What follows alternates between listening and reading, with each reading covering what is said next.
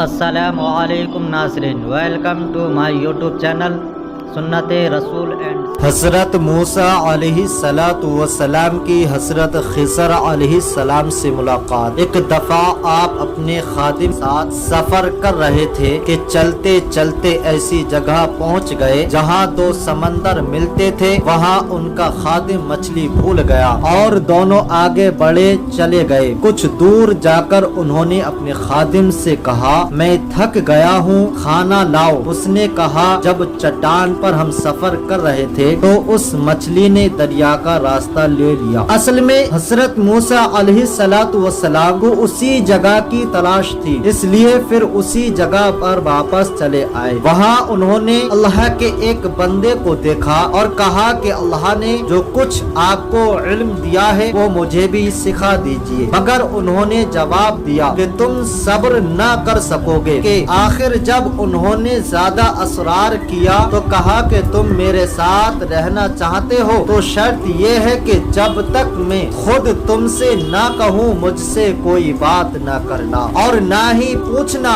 حضرت موسیٰ علیہ السلام نے یہ شرط منظور کر لی اور دونوں سفر پر روانہ ہو گئے۔ دونوں ایک کشتی پر سوار ہو گئے تو اس اللہ کے بندے نے کشتی کو توڑ ڈالا۔ حضرت موسیٰ علیہ السلام اس پر ناراض ہوئے اور کہا، تم نے خواہ مخواہ کشتی توڑ دی، اس میں سوار لوگ ڈوب جائیں گے۔ انہوں نے شرط یاد دلائی تو آپ نے کہا، میں بھول گیا، اب ایسا نہیں ہوگا۔ آگے بڑھے تو خشکی پر ایک لڑکا ملا جسے انہوں نے قتل کر ڈالا۔ اس پر موسیٰ علیہ السلام بگڑ گئے اور کہا، بغیر کسی قصور کے ان کو مار ڈالا، آپ نے بہت برا کیا۔ اس پر انہوں نے کہا، میں نے کہا تھا کہ آپ میرے ساتھ نہ چل سکیں گے۔ پھر دونوں میں قول و قرار ہوا۔ چلتے چلتے ایک گاؤں میں پہنچے جہاں کے لوگوں نے ان کو اپنا مہمان بنانے سے انکار کر دیا، مگر ان دونوں نے دیکھا کہ ایک دیوار گرنے والی ہے، اس کو انہوں نے درست کر دیا۔ حضرت موسیٰ علیہ السلام پھر صبر نہ کر سکے اور کہا، اگر آپ چاہتے تو ان سے اس کام پر مزدوری مانگ لیتے۔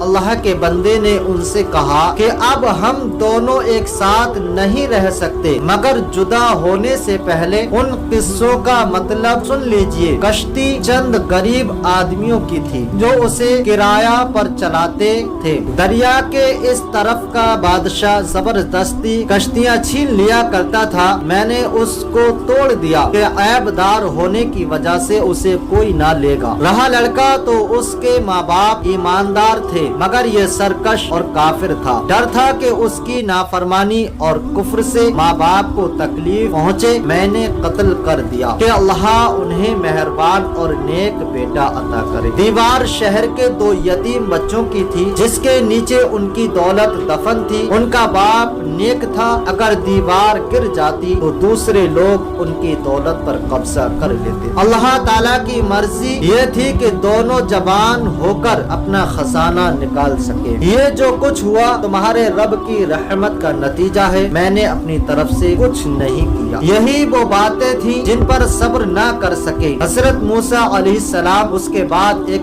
عرصہ تک بنو اسرائیل کو ہدایت کرتے رہے، برائیوں سے روکتے رہے، اچھائیوں کی تاکید کرتے رہے اور آخر کار اپنے اللہ پاک سے جا ملے جس نے ان کو بھیجا۔ جو قوم اللہ کی نافرمانی کرتی ہے تو ان کو تھوڑا تھوڑا عذاب دے کر خبردار کیا جاتا ہے۔ وہ اگر پھر بھی نافرمانی کرتی رہتی ہے تو اس کو کچھ عرصے کے بعد بالکل ڈھیل دے دی جاتی ہے تاکہ وہ بالکل غفلت میں پڑ جائے۔ پھر ایک دم اللہ سخت عذاب آ کر اس کو بالکل ختم کر دیتا ہے۔ فرعون خود کو خدا کہلواتا تھا، بنو اسرائیل پر ظلم کرتا تھا۔ اللہ تعالیٰ نے اسی کے گھر میں موسیٰ علیہ السلام کو بلوایا اور پھر حضرت موسیٰ علیہ السلام کے ذریعے سے اس کی قوم کو ختم کرا۔ دوسرا سبق ہم کو یہ ملتا ہے کہ جو قوم بہت عرصے تک کسی کی غلام رہتی ہے اس کی رگ رگ میں غلامی بس جاتی، غیرت بہادری ختم ہو جاتی ہے اور اس کا جی چاہتا ہے کہ بار بار وہی غلامی کی باتیں کرے۔ کرے جس طرح بنو اسرائیل نے آزاد ہونے کے بعد۔ تیسرا سبق ہم کو حضرت خضر علیہ السلام کے قصے سے یہ ملتا ہے کہ اللہ اپنے نیک بندوں کی حفاظت ان کی زندگی میں کرتا ہے اور ان کے مرنے کے بعد ان کی اولاد کی حفاظت کرتا ہے۔